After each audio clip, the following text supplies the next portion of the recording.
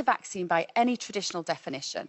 It doesn't stop you catching SARS-CoV-2. It doesn't stop you transmitting it. There's a little bit of evidence to suggest that it might minimise transmission, but that's because it ameliorates your symptoms. And if it ameliorates your symptoms, then you are less likely to Because you argue it's on. no different than getting vaccinated against hepatitis, for example. It's very different because it's a trial drug. We are still in clinical trials, Matthew. And why are you so? You just have to look at the numbers. Just in the sense of like the finest minds of science have, in an extraordinarily short amount of time, have come up with this vaccine. It's proven that it's working statistically. Why are you so cynical about it? We have no long-term data. We have no long-term But we data. don't have a chance to have long-term data because we have this virus. We do. Killing people around the whole world. No. We don't have that luxury, surely. Why are you so sceptical about the whole thing? 99.8% because of the facts.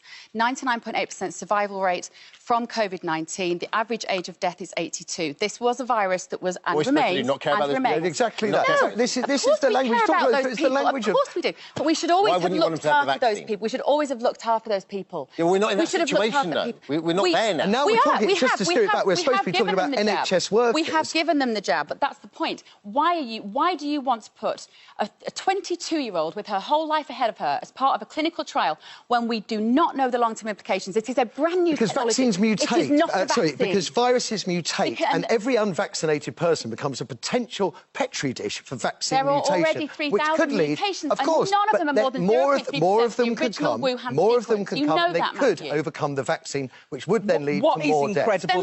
What is incredible is that we do have freedom of choice here in the UK. And I heard a wonderful compromise yesterday, and I think it was meant as a joke, but I think it might work to somebody's satisfaction, maybe to Beverley's, which is we've got all these Nightingale hospitals, which cost millions and millions of pounds to build, that stand empty. Why not take all the NHS workers that choose not to be vaccinated? In some health trusts, we're talking 25%. OK, that's actually NHS workers, 25% in one trust. And then take all the people who don't want the vaccine and stick them all in hospitals together. Why would we do that? Because it doesn't stop you passing it on. Well, if you've had the vaccine, what you call the vaccine, it doesn't stop you transmitting it. So why would you separate those people? You are massively irresponsible with what you say. True. And this is, and I just... Guys, just to let you know, we're on air till 12:30, so we need to wrap this up. It's been a wonderful bank holiday this morning. Oh, we done? We can disagree, but at least we can still be friends. We can't disagree on the science. It does not stop you contracting or passing on the virus. It does. It does not. Listen.